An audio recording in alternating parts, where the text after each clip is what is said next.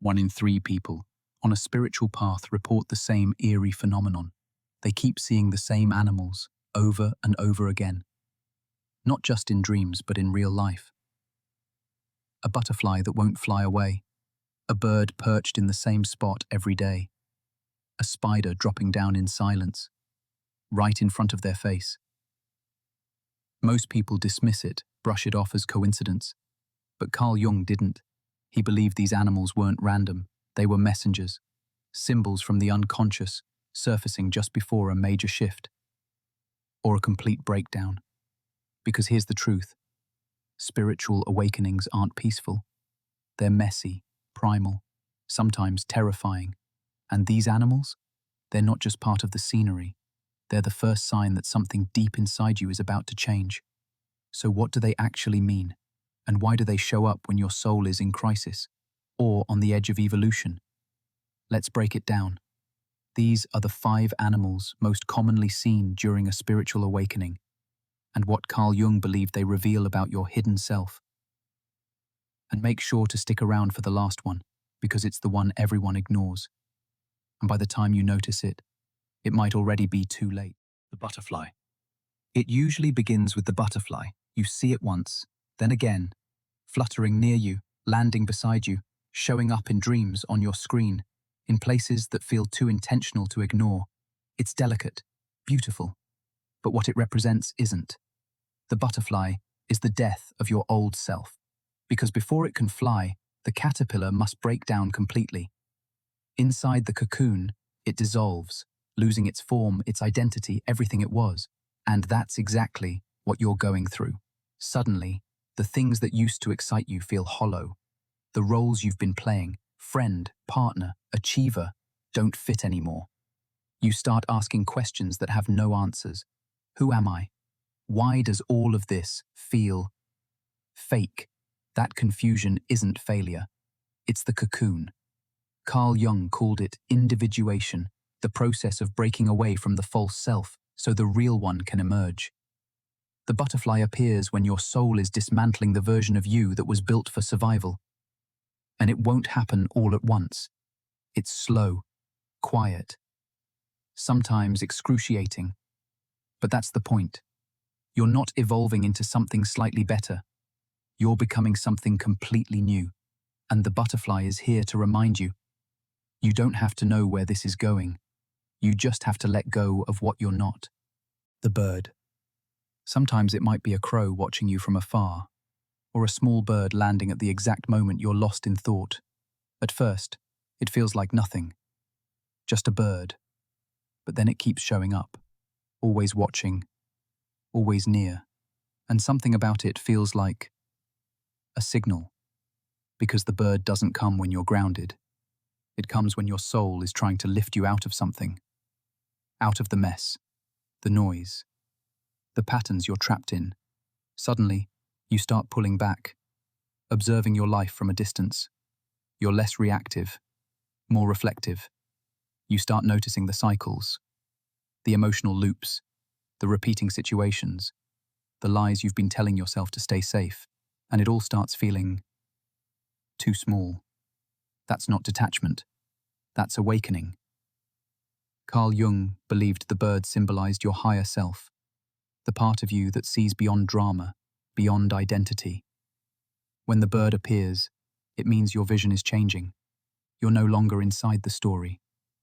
You're hovering above it, but that perspective comes with a cost. The people around you might not understand. You might feel isolated, misunderstood, like you're flying above a world you used to belong to, and maybe you are. But here's the key. The bird doesn't land just to visit. It lands to invite you, to rise, to shift, to see your life from a new height, then decide who you want to become next. And if you've been feeling that pull to zoom out, to break free, to change the narrative, don't ignore it. The bird already knows where you're going. The question is, are you ready to follow? The ant.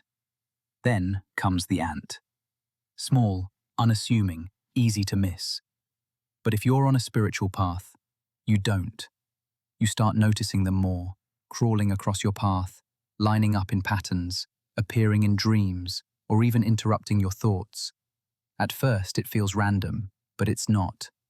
The ant shows up when you're stuck in survival mode, when you're deep inside the system, busy, productive, exhausted, moving all the time, but not really going anywhere. The ant is a symbol of the collective, of doing what's expected, of living by rules you didn't write. So if the ant is visiting you, your unconscious is sending a clear message. You've been living for everyone but yourself. Carl Jung believed spiritual growth requires separation from the collective. Individuation. And the ant. It marks the moment you start to question it all. The job, the titles, the approval, the need to constantly be doing. You realize you've been functioning like an ant in a colony, disciplined, loyal, useful, but numb. This is where discomfort sets in. You might feel guilt, shame, even fear, because walking away from the roles you've played means stepping into the unknown. But the ant doesn't come to scare you. It comes to show you where you've been over-identifying with structure and underestimating your soul. So if everything in your life feels functional but flat, if you're checking every box but feel spiritually hollow, the ant is your sign. You're not here to survive the system. You're here to step outside it and find out who you really are. The frog. Just when you think things are calming down, the frog shows up. It's subtle at first. A frog by the water, a dream of one leaping toward you, a sound you can't ignore.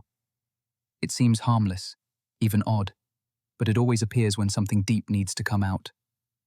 The frog is a symbol of cleansing, emotional detox, and it arrives when your system, body, mind, soul, is overloaded with what you've never released.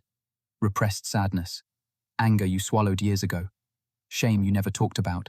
It's all been quietly building, and the frog's presence means it can't stay inside you anymore. Carl Jung spoke about facing what we suppress. The shadow, yes, but also the grief we've never processed.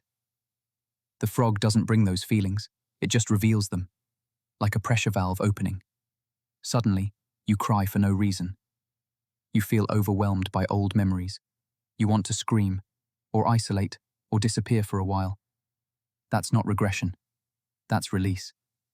The frog is also a threshold creature, living between land and water, conscious and unconscious.